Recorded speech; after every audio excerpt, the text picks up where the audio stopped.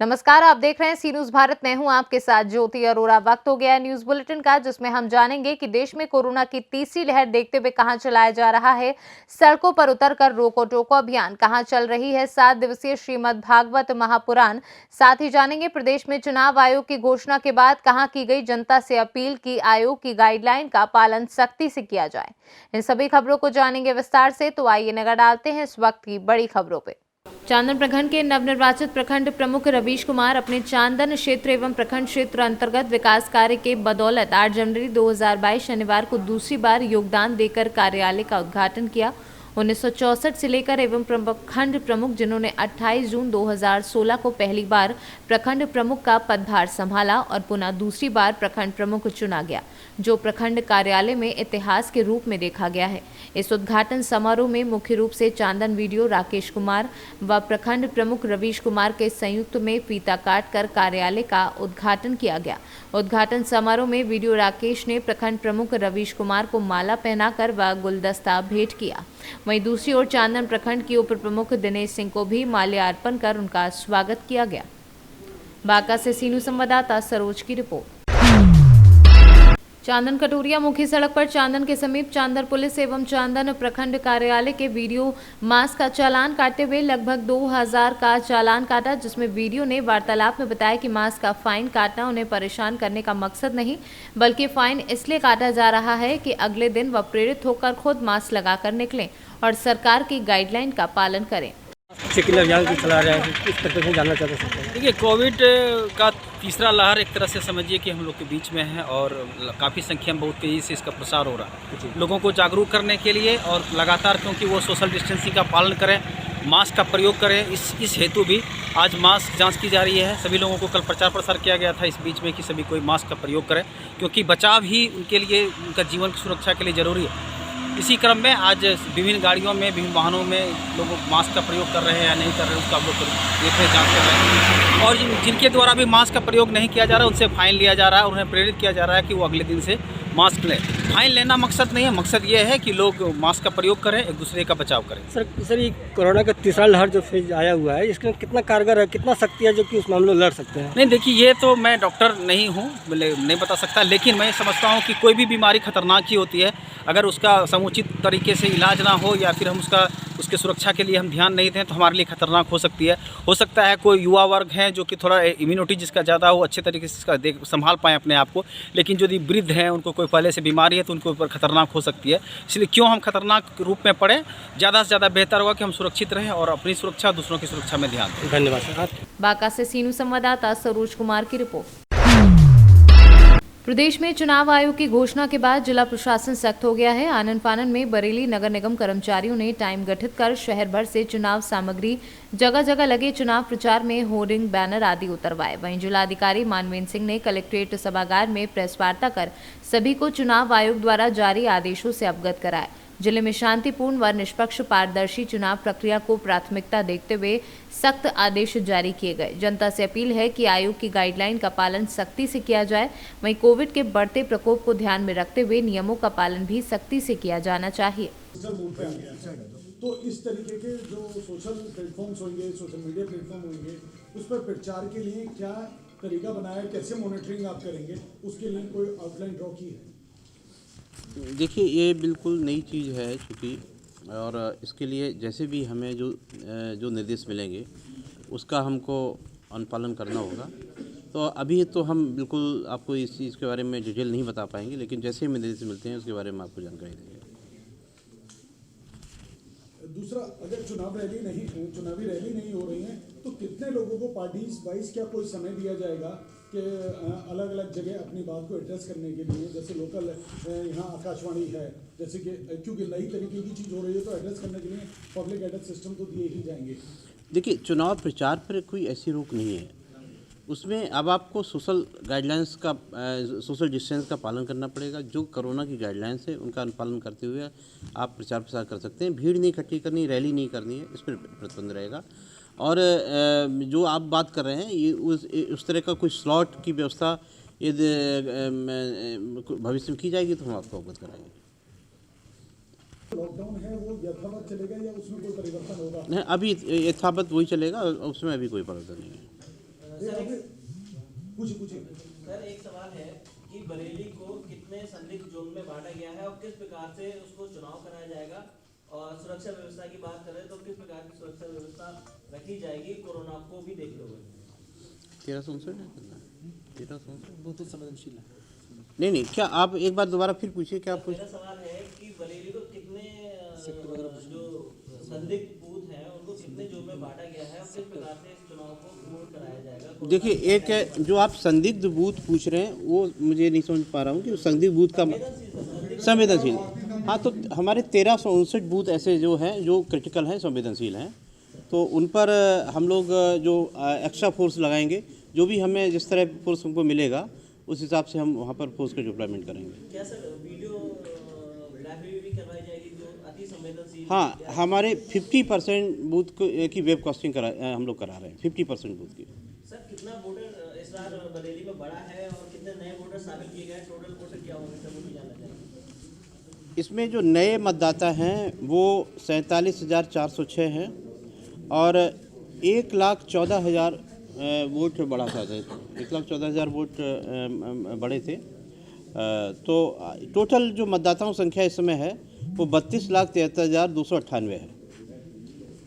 सरकारी मास्क लगा के आए, फिर भी हम एहतियात के तौर पर 50 मास्क जो है प्रत्येक बूथ पर, कोई नहीं आता है तो हम कुछ करता है, लेकिन अपेक्षा हमारी सभी मतदाताओं से जो मास्क लगा कर ही आए, क्योंकि ये कोई बात नहीं, जब लाइन में जाके आके लग गया तो हम उसको मास्क दे रहे हैं तो कोई बात नहीं, तो आपको प्रोटोकॉल पूरे समय उसको निभाना है, तो आप उनको अपेक्षा नहीं करनी चाहिए कि 100% आप मास्क देंगे तब वो मगर मास्क लगा के आएंगे। तो एहतियात के तौर पर हम बचा सकेंगे। मान लीजिए किसी का बूस्टर डोज लग सकता है, तो यहाँ क्या जब हम जिसको चाहेंगे उसको बूस्टर। देखिए, मैं जो जितने भी फ्रंटलाइन वर्कर हैं, जो भी मेडिकल फ्रंटलाइन वर्कर हैं, वो सभी का 9 से महीने ज़्यादा नहीं हो गया है, उससे सबका दूसरे डोज के लिए एलिजिबल है। मतलब जब पंचायत चुनाव हुआ था ना तो सब फ्रंटलाइन वर्कर को सेकंड डोज की उनको डेट नहीं बतानी है, बूस्टर डोज लगवाना चाहे तो आप ये तो किसी को बताएंगे। बरेली से सीनू संवाददाता विनय चौहान की रिपोर्ट।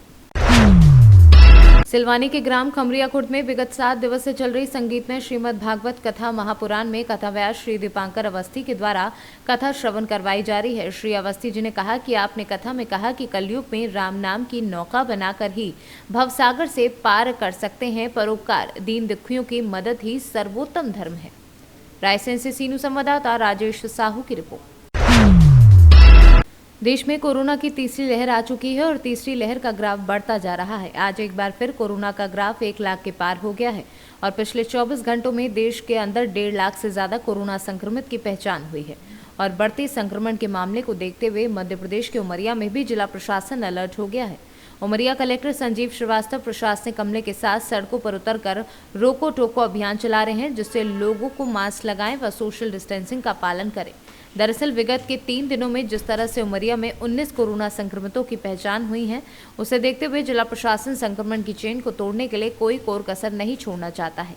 आइए सुनाते हैं क्या कुछ कहना है उमरिया कलेक्टर संजीव श्रीवास्तव का। ये जो केसेस में वृद्धि हुई है, पहले दिन 2, फिर 6, फिर अब 10, इस तरीके से केसेस आए हैं। इसमें प्रथम दृष्टया हमारी जनता की लापरवाही सामने आ रही है। कई लोग गोवा गए, कहीं बाहर गए, लौट का टेस्ट कराए बिना घूमते रहे, इसकी वजह से ये फैला है। तो इसके कारणों की जानकारी हमको लग गई है, कॉन्टैक्ट ट्रेसिंग भी हो गई है और उन सब का टेस्ट करा के उनको आइसोलेट किया गया है। तो संभवतः 2-3 दिन में इसके रिजल्ट दिखाई देंगे। लेकिन फिर भी मेरा जनता से अपेक्षा है, मेरी जनता से आह्वान है कि मास्क का प्रयोग करें, दूरी रखें, कहीं बाहर से आएँ तो अपना RT-PCR टेस्ट अवश्य करवाएं, जिससे कि बाहर से आने वाला इन्फेक्शन हमारी जनता में ना फैल सके। इस तरह के एहतियात बढ़ाए जाएंगे भी आने वाले समय में, क्या तैयारी है? देखिए, जो ज़्यादा फैलता है ये पेट्रोल पंप, दुकान, नाई की दुकान, इनमें जो क्लोज संपर्क होता है इसकी वजह से फैलता है। तो इन दुकानों पर अभी सख्ती बरती जाएगी। अभी भी ये देखा जा रहा है कि मास्क पर फाइन करने के बाद भी बहुत सारे व्यापारिक प्रतिष्ठान मास्क नहीं लगा रहे हैं और टेस्टिंग को भी बढ़ाया जाएगा। अब 950 टेस्ट प्रतिदिन किए जाएंगे, जिससे कि इन्फेक्शन को समय रहते भांप लिया जाए कि किस एरिया में फैल रहा है। और उस एरिया में सख्त कदम उठाए जाए। उमरिया से सीनू संवाददाता केजी पांडे की रिपोर्ट। बांका सहकारिता पदाधिकारी के निर्देश पर शनिवार को चांदन बीसीओ राजीव रंजन कुमारी जोड़ी पैक्स भवन में औचक निरीक्षण किया।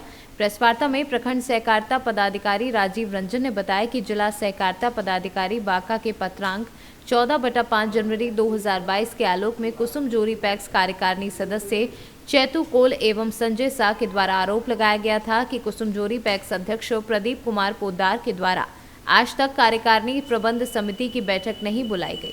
यहां तक कि कार्यकारिणी सदस्य का फर्जी हस्ताक्षर का धन आधाकृत कर किसानों को ठगने का काम किया जा रहा है, जिसको लेकर शनिवार को कुसुम जोड़ी पैक्स गोदाम परिसर में अनौपचारिक बैठक आयोजित की गई है।